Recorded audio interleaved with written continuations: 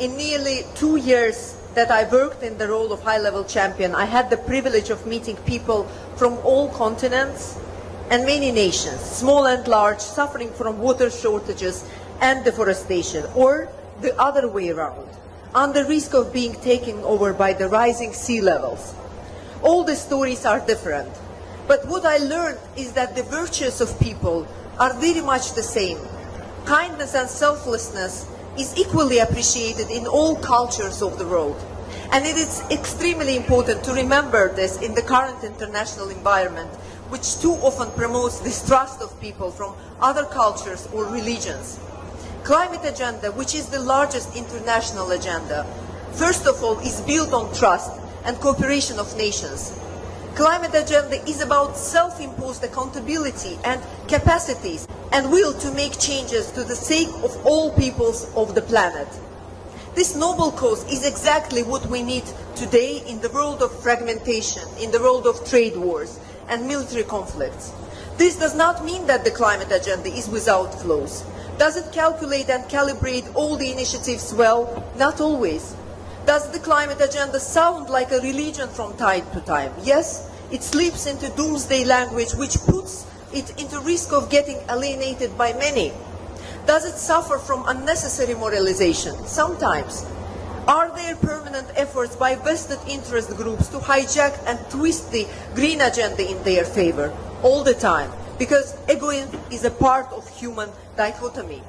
The reason I am saying all this is that I believe in the immense potential of the green agenda to rediscover and recalibrate itself to serve the interests of the global community. Global climate agenda is the best tool we have today to mend cracks in the global system. And that's why we must never give up on it.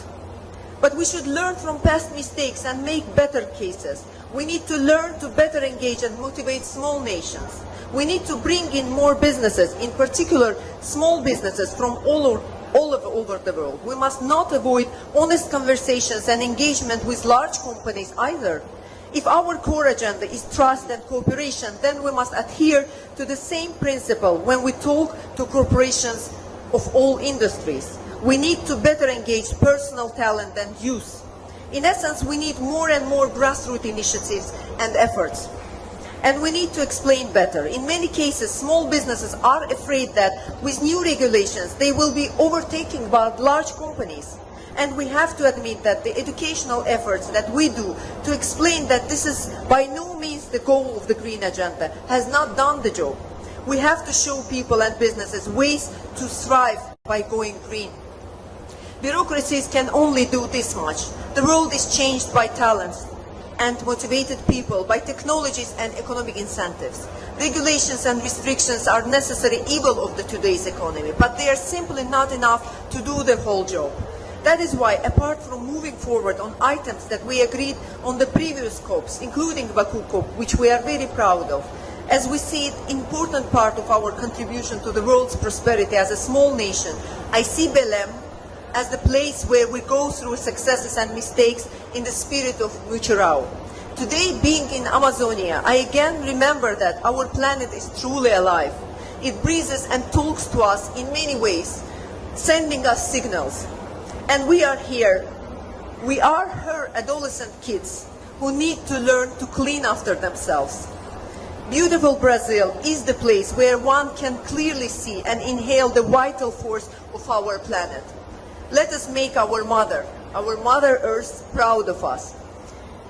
To Dan Yoshpe, my fellow co-champion, COP30 presidency, Climate High-Level Champions team, UNFCCC Secretariat, collaborators in the SME campaign and impact makers, and all Action Agenda colleagues, Marrakesh Partnership, you've shown me what real leadership looks like.